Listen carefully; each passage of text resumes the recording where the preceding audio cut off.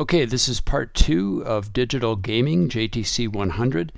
Last time we were talking about the birth, this slow progression, at first at least, to this brand new industry, video gaming. But then after that, it really took off. And there was a bunch of things, I think, that really contributed to that. And for one thing, computers were just getting faster. They were getting more compact. Thanks in part to the microchip. Here's a 1980s, kind of an early 80s IBM desktop.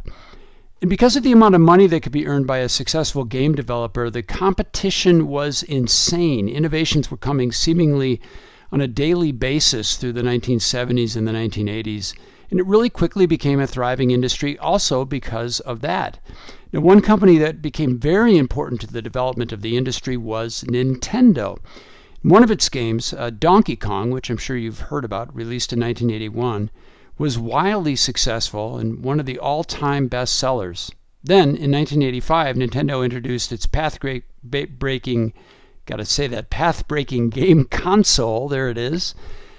This was about the time that gaming companies were starting to introduce games with what we now call open structure play. There was much more freedom in games like this. An example of that was, for instance, a game by the name of Space Simulator Elite, which I remember playing. It was really a lot of fun. Came out in the early 80s. It's considered to be one of the first really successful and really more complex open structure play games. So in a game like this, players can move about wherever they wanted within the game environment, and then there were multiple ways to win, so there's not just one sort of endpoint. So this really had more of the feel of the virtual reality experiences that are common in games today, which we'll talk about a little bit later. Now, one thing we tend to forget about now is the rise of personal computer games. As more and more people had computers in their homes, it makes sense then to add something to them, like activities to them beyond just working. So people would play games. All the technology was there, all the hardware, the software, the monitor, and away you go. Most of these early computer games were CD-ROM based, games like Doom, and that's exactly what a screenshot looked like from back then. Comes out in 1993. And a game I remember well, Myst, which was released in 94. What was interesting about Myst was just as bizarre. You'd be on this island and you'd just be kind of wandering around looking for clues, and it was kind of creepy, actually. Interesting also that it could be played over a network with multiple people who were not in the same physical space. Now, I know that sounds kind of silly to bring that up now, but that was a thing back then. Myst also had a first-person perspective shooting experience, which is, as you know, that the player has the point of view of someone carrying a weapon, and everything in the game was seen through the shooter's eyes. This, of course, is a common experience today in gaming. One thing we need to establish is that video games, one by one as they became available, could then be played more and more on multiple platforms, including, as we see some of here, PCs, Macs, CD-ROM drives, freestanding video game consoles. You might have heard of PlayStation, arcade machines, of course, but also wristwatches, and then smartphones and tablets, and of course, anything that connects to the internet and the internet itself. So I'm surprised we haven't done this yet, but let's get a working definition of a video game. This is a game played by electronically manipulating images produced by a computer program on a television screen or other display screen. So that's it, plain and simple. I mean, there's a lot of different definitions out there when I went out looking, but I think this is a pretty good one. Okay, so from here we're going to cover a variety of facts and figures. A couple of things I want you to know. All of this information that I'm sharing is from an organization called Entertainment Software Association. So I give them full credit for everything. I try to put a little credit here and there where I can, but just so you know, it's their information. And also, don't get too nervous about this. You don't have to know all of this for an exam, which would be a lot to remember. So I promise that, I'll have some questions on the exam review that specifically point out that you should know something or other, but don't feel like you've got to memorize all of this. Just kind of let it wash over you, because it really is amazing. I was pretty surprised when I kind of got into this. So first of all, let's talk about Who plays video games in the United States? And the answer is that really 2/3 of all Americans over the age of 10 have recently reported playing at least some video games during a given year. So that's about 190 million people. Okay, so let's look at this one. How many U.S. households own devices for playing video games? So 97% have a personal computer at hand. 81% report having a smartphone. Then you've got wireless devices. 48%, almost 50% have a dedicated game console. And then there's handheld systems. Then, of course, virtual reality, which we'll talk about a little bit later. More about what's happening in the contemporary world. The average gamer is 35 years old. A lot of times there's a stereotype that gaming is a young person's activity. Not so. I mean, if you look both on the male side, the female side, activity is really spread across all of the ages. And even when you see that large section, especially for women of 50 plus years, and those ages are getting older and older as people continue to play into their old age, as probably most of the people listening to this will as well. Okay. The average gamer, 35 years old. Women age 18 and older represent a significantly greater portion of the game-playing population than boys under the age of 18. So again, that defies a stereotype that is out there. So what are people playing? This is just the latest I could get was from 2016. That's the top 20 best-selling video games by units sold. So Call of Duty, not a big surprise, is number one. Battlefield, Grand Theft Auto has been around forever. Same thing with Madden NFL 17. I would suppose that means it's that old. Well, it could be 2017. Okay, let's say that. But let's look at information on the best-selling video game by genre in 2016, and that's really interesting. So the number one, the most common genre are shooter games, followed fairly closely by action games, and then role-playing, sports, adventure, fighting, strategy, and so on. Racing is just kind of a small little amount there, as you can see. Okay, more information. 54% of most frequent gamers say that video games help them connect with their friends. So that's kind of interesting. A lot of times there's the stereotype that gaming tends to isolate us. Not so, according at least to these people responding to these surveys. 45% say it helps their families spend time together. So maybe games aren't so bad for families. Kind of interesting. 53% of the most frequent gamers play multiplayer games at least once a week, spending an average of 6 hours playing with others online, 5 hours playing with others in person. And then when you ask, who are you playing with? Mostly it's with friends, but also with family members and with parents, which is interesting. And I've got some more information coming up on that. And then partners, spouses. And so they surveyed, parents and what they thought about video games, and they found that 90% of parents are present when their child acquires a video game. 9 out of 10 parents require their child to ask permission before buying a video game. A lot of those parents are paying attention to the video games that are being played by their children. And they say, a lot of those games, at least a large majority, have a positive influence on their child's life. And 67% of the parents play video games with their child at least once weekly. Okay. And I like this quote from Jane McGonigal. She's kind of a gaming philosopher. She wrote Reality is Broken. She says a game is an opportunity to focus our energy with relentless optimism. It's something we're good at or getting better at and we enjoy. In other words, gameplay is a direct emotional opposite of depression. Okay? And I also had a quote here from Andy Serkis, who you may not know. He's one of those most famous people you really don't know. And he played an ape on Planet of the Apes. He was Gollum in the Lord of the Rings movies and things like that. And he says, every age has its storytelling form. People are enthralled with video games in the same way as other people love the cinema or the theater. And we'll have more on that a little bit later. Okay, we've been asking, what are people playing? Who are they playing with?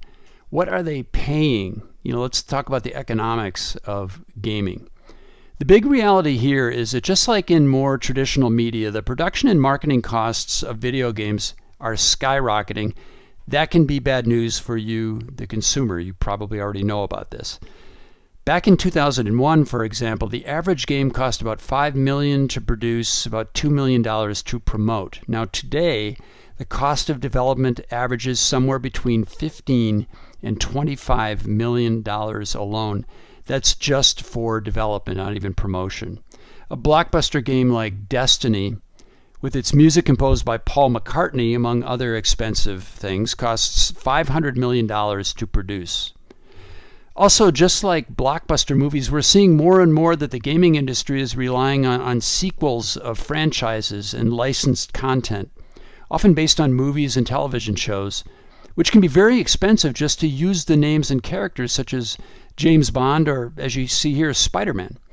So many people are worried that these franchise sort of game products and the whole sort of culture around that is hurting the original creativity of gaming.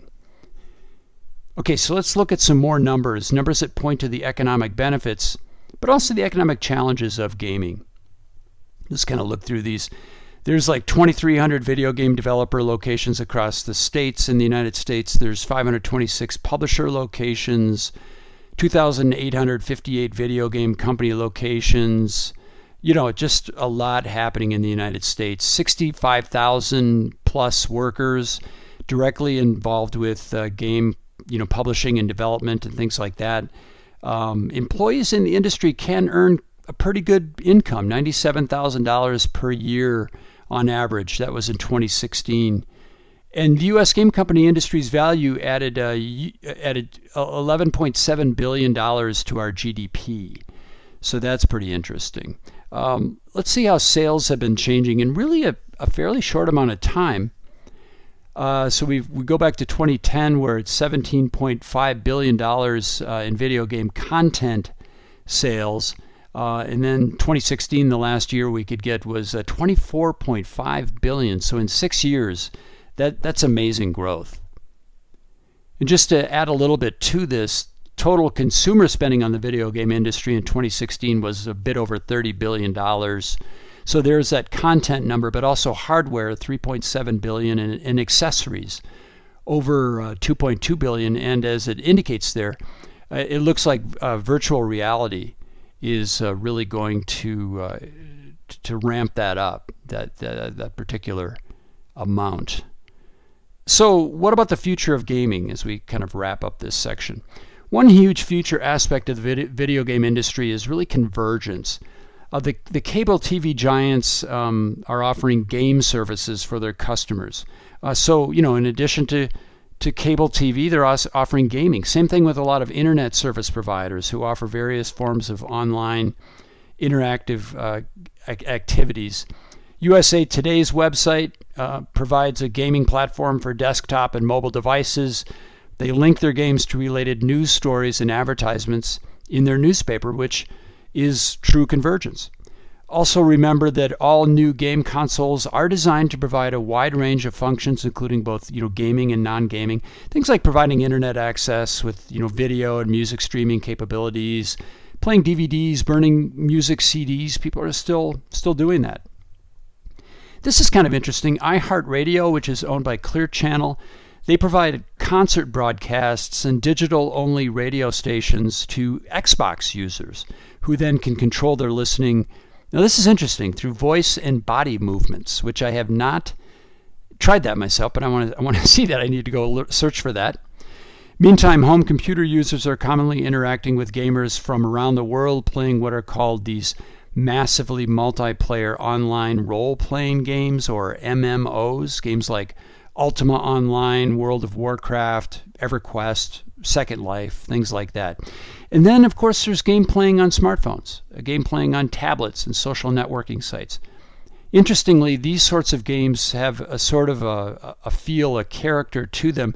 Many are called casual games, which are basically taking classic games that we've always played, making them digital. Things like card games like poker and solitaire, cribbage, table games like pool and checkers, matching games. They've got some old-fashioned ones, but also some more recent games like the super popular Candy Crush Saga game, word games, trivia games, things like that.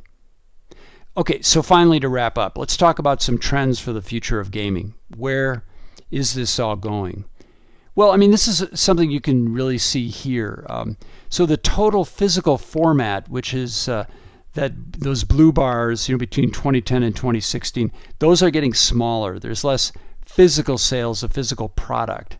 But you can see in the orange bars, as everything grows, we're seeing more and more of these kind of soft sales that people are purchasing as far as games and things like that. So that's really a big change. Another real big change is virtual reality, which I've mentioned before. As it says, 63% of the most frequent gamers are familiar with VR.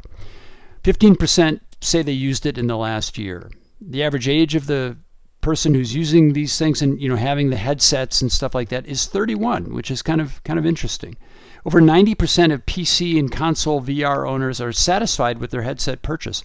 That was a big problem in the beginning of VR. People were getting kind of sick, but now motion sickness. But now they're getting more used to it. And this is the really big number. 1 in 3 of the most frequent gamers said they're likely to buy VR in the next year. So if you're looking for a place to invest, I would recommend virtual reality. Just have to pick the right platform. So what are people doing right now with virtual reality? Many are playing a single-player video game. They're exploring destinations. Interestingly, watching movies. They're showing someone else their VR, their virtual reality, which is what you do when you've got something that's new. That'll kind of taper off a little bit later. They're learning about a topic through VR. They're playing multiplayer video games and stuff like that, socializing and things like that. So interesting. Keep an eye on virtual reality. And remember director Guillermo del Toro, who did Pan's Labyrinth, among others, other great movies. He said, I think video games are going to completely take over storytelling in our society. Video games are not a fad. They're absolutely a narrative form and a medium that is already evolving and recognized as a narrative form.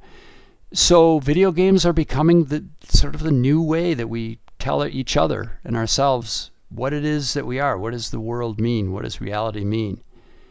And I'll give Michael Gallagher, the president and CEO of Entertainment Software Association, the folks who so kindly let me steal their information here, but it was good information. And he says, the video game industry excels because it anticipates demand, giving people what they want before they realize that they want it, and drives trends in entertainment and across countless other sectors. So let's see what happens in the coming years with video, especially with virtual reality, as we end this segment of video games.